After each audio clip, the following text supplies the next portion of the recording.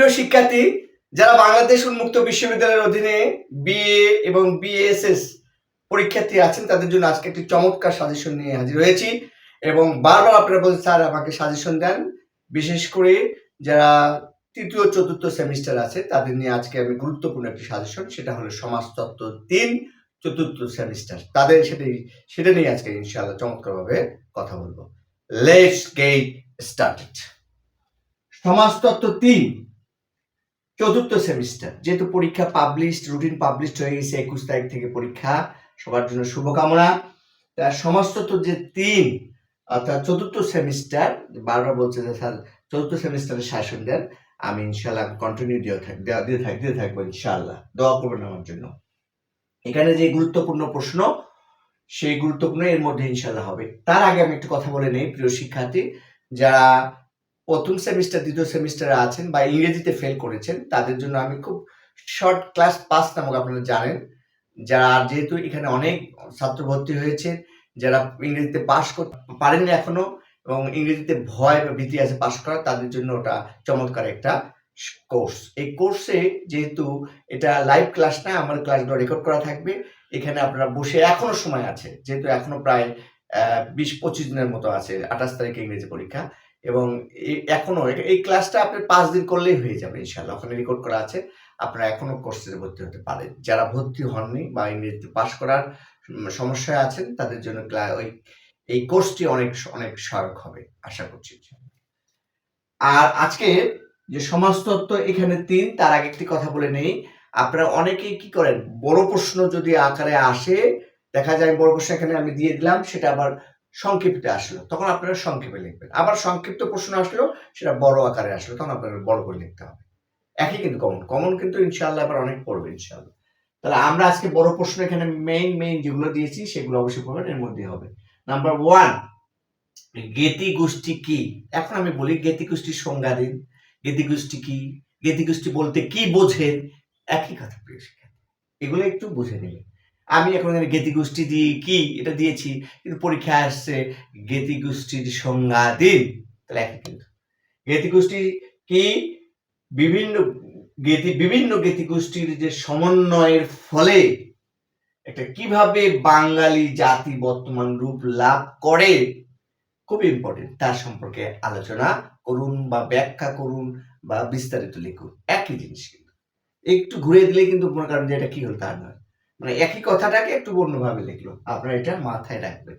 Number 2, বিশ্বায়নের ফলে, বা বিশ্বায়ন কি বলতে কি বোঝা যায় এটা দেয়নি, বিশ্বায়নের সংক্ষিপ্ত আকারে এসেছিল। বিশ্বায়নের ফলে বাংলাদেশের অর্থনীতিতে কি ধরনের বিরূপ প্রভাব পড়েছে তা ব্যাখ্যা করুন, আলোচনা করুন, বিস্তারিত লিখুন। একই কথা, এগুলো বুঝে নিন। নাম্বার 3, পরিবার কি? বাংলাদেশের বা পরিবার বলতে কি বোঝেন, পরিবারের সংজ্ঞা দিন। একই জিনিস মনে রাখবেন। অথবা পরিবার কি, এখানে আমি বড় আকারে দিলাম, সংক্ষিপ্ত আকারে আসলেন, একই জিনিস কিন্তু ওখানে ছোট আকারে লিখবেন। 5 মার্ক, এখানে 20 মার্ক। বাংলাদেশের গ্রামাঞ্চলে পরিবার ও গৃহস্থালী ধরন সংক্ষেপে লিখুন। নাম্বার 4, কৃষি কাঠামো কি, বা কৃষি কাঠামো বলতে কি বোঝেন? একই কথা কিন্তু। কৃষি কাঠামো কি বা কাঠামো বলতে কি বোঝেন? কৃষি কাঠামোর বৈশিষ্ট্য আলোচনা করুন। নাম্বার 5, তেভাগা আন্দোলন বলতে কি বোঝেন, বা তেভাগা আন্দোলনে নারীর অংশগ্রহণ সম্পর্কে লিখুন। নাম্বার 6, উপমহাদেশ জাতিবর্ণ বিভাজনের উৎপত্তি কিভাবে ঘটে, বাংলা অঞ্চলে কিভাবে জাতিবর্ণের বিস্তৃতি ঘটে তা লিখুন। নাম্বার 7, বাংলাদেশের বিভিন্ন ধর্মীয় উৎসব সম্পর্কে আলোচনা করুন।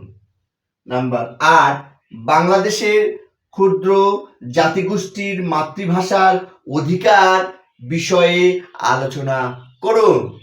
নাম্বার 9, ঢাকায় কিভাবে পরিবেশ সংকট সৃষ্টি হচ্ছে, বা পরিবেশ কিভাবে বিভিন্ন সমস্যার সম্মুখীন হচ্ছে বা সংকট সৃষ্টি হচ্ছে তা আলোচনা করুন। খুব ইম্পর্টেন্ট। নাম্বার 10, পল্লী উন্নয়ন বিভিন্ন উদ্যোগের ফলাফল আলোচনা করুন। নাম্বার 11, লিঙ্গ বৈষম্য বলতে কি বোঝেন? লিঙ্গ বৈষম্যের কিভাবে, এটা মানেই কিন্তু লিঙ্গ বৈষম্য। লিঙ্গ বৈষম্য কিভাবে বৈষম্য সৃষ্টি হয় তা ব্যাখ্যা করুন। লাস্ট নাম্বার, বাংলাদেশের সুশাসন প্রতিষ্ঠার সমস্যাবলী উদাহরণসহ আলোচনা করুন বা ব্যাখ্যা করুন। প্রিয় শিক্ষার্থী, আমি আবারও রিপিট করছি বোঝার সাথে। নাম্বার 1, জ্ঞাতিগোষ্ঠী কি? বিভিন্ন জ্ঞাতিগোষ্ঠীর সমন্বয়ের ফলে কিভাবে বাঙালি জাতি বর্তমান রূপ লাভ করে তা আলোচনা করুন। নাম্বার 2, বিশ্বায়নের ফলে বাংলাদেশের অর্থনীতিতে কি ধরনের বিরূপ প্রভাব পড়েছে তা আলোচনা করুন। নাম্বার 3, পরিবার কি? বাংলাদেশের গ্রামাঞ্চলে পরিবার ও গৃহস্থালী ধরন সম্পর্কে লিখুন। নাম্বার 4, কৃষি কাঠামো কি? কৃষি কাঠামোর বৈশিষ্ট্য আলোচনা করুন। নাম্বার 5, তেভাগা আন্দোলন, অনেক সময় আসতে পারে তেভাগা আন্দোলন কি? তেভাগা আন্দোলনের নারীর অংশগ্রহণ সম্পর্কে লিখুন। নাম্বার 6, উপমহাদেশের জাতিবর্ণ বিভাজনের উৎপত্তি কিভাবে ঘটে? বাংলা অঞ্চলে কিভাবে জাতিবর্ণের বিস্তৃতি ঘটে তা লিখুন।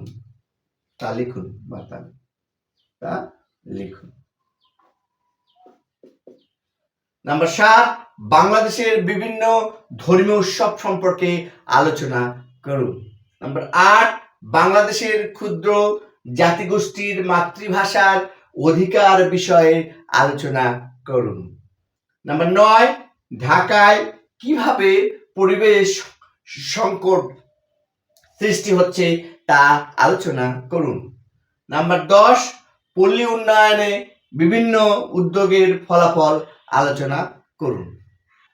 নাম্বার 11, লিঙ্গীয় বৈষম্য বলতে কি বোঝেন? এটা কিভাবে বৈষম্য সৃষ্টি হয় তা সম্পর্কে ব্যাখ্যা করুন।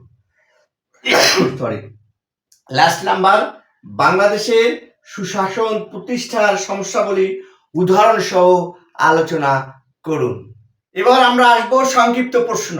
এখানে সংক্ষিপ্ত প্রশ্নগুলো ভেরি ভেরি ইম্পর্টেন্ট, এগুলো সুন্দর করে পড়বেন এবং ইনশাআল্লাহ কমন পড়বে।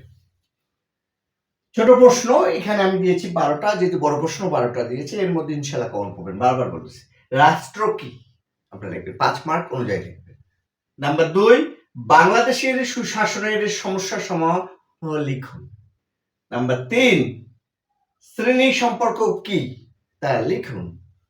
নাম্বার 4, প্রাক পুঁজিবাদী ও পুঁজিবাদী উৎপাদন পদ্ধতি বৈশিষ্ট্য লিখুন। নাম্বার 5, উন্নয়ন কর্মসূচি কি তা লিখুন। এরকম ছোট প্রশ্নই কিন্তু বেশি দেয়, সমাজতত্ত্ব দেখবেন ছোট ছোট কথাগুলো। নাম্বার 6, গ্রাম ও শহরের মধ্যে পার্থক্য কি তা সংক্ষেপে লিখুন। নাম্বার 7, অভিবাসন কি? অভিবাসনের ধরন কি তা লিখুন। নাম্বার 8, রাষ্ট্রীয়করণ ও বিরাষ্ট্রীয়করণ কি বা বলতে কি বোঝেন তা সংক্ষেপে লিখুন। নাম্বার 9, পঞ্চবার্ষিকী, ভেরি ভেরি ইম্পর্টেন্ট, পঞ্চবার্ষিকী পরিকল্পনা কি তা লিখুন। নাম্বার 10, লুকায়িত অর্থনীতি কি তা লিখুন। লুকায়িত অর্থনীতি বলতে কি বোঝেন বা লুকায়িত অর্থনীতির সংজ্ঞা দিন, একই কথা, সেম কথা। নাম্বার 11, নারীর ক্ষমতায়নের যে বাধা সমূহ তা লিখুন। লাস্ট নাম্বার, জনসংখ্যা কিভাবে মানব সম্পদে রূপান্তরিত করা যায় সেই সম্পর্কে লিখুন। প্রিয় শিক্ষার্থী, আমি আবারও রিপিট করছি। নাম্বার 1, রাষ্ট্র কি? নাম্বার 2, বাংলাদেশের সুশাসনের সমস্যা সমূহ লিখুন। নাম্বার 3, শ্রেণী সম্পর্কে লিখুন। নাম্বার 4, প্রাক পুঁজিবাদী ও পুঁজিবাদী উৎপাদন পদ্ধতি সমূহ বৈশিষ্ট্য সমূহ লিখুন। নাম্বার 5, উন্নয়ন কর্মসূচি কি বা উন্নয়ন কর্মসূচি বলতে কি বোঝেন। নাম্বার 6, গ্রাম ও শহরের মধ্যে পার্থক্য লিখুন। নাম্বার 7, অভিবাসন কি? অভিবাসনের ধরন কি কি তা লিখুন। নাম্বার 8, রাষ্ট্রীয়করণ ও বিরাষ্ট্রীয়করণ বলতে কি বোঝেন। নাম্বার 9 পঞ্চবার্ষিকী পরিকল্পনা কি? নাম্বার 10 লুকায়িত অর্থনীতি বলতে কি বোঝেন? নাম্বার 11 নারী ক্ষমতায়নের যে বাধা সমূহ তা লিখুন। লাস্ট নাম্বার জনসংখ্যা কিভাবে মানব সম্পদে রূপান্তরিত করা যায় তা সংক্ষেপে লিখুন। প্রিয় শিক্ষার্থী, আজকে এরকম যে সমাজতত্ত্ব 3 চতুর্থ সেমিস্টার দিলাম, খুব ভেরি ভেরি ইম্পর্টেন্ট এবং সব কমন পড়বে ইনশাআল্লাহ। আপনারা এটা অবশ্যই শেয়ার করুন বেশি বেশি। এবং আমি আবারও বলছি, যেহেতু অনেকে বারবার ফোন করছেন যে ইংরেজি কোর্সের জন্য, আমার ইংরেজি কোর্সে ভর্তি হলে ইনশাআল্লাহ ইংরেজি পাস করা সহজ হবে। এটা আপনি নিজে পড়বেন, অন্যকে জানিয়ে দেবেন। আজকের মতো এখানে, এবং আমার যোগাযোগ নাম্বার আছে, যোগাযোগ করবেন। আজকে এখানেই, আবার নতুন কোনো দ্রুত সাজেশন নিয়ে আপনাদের সামনে হাজির হব, সে অপেক্ষায়। ভালো থাকবেন, আমার জন্য দোয়া করবেন। আল্লাহ হাফেজ।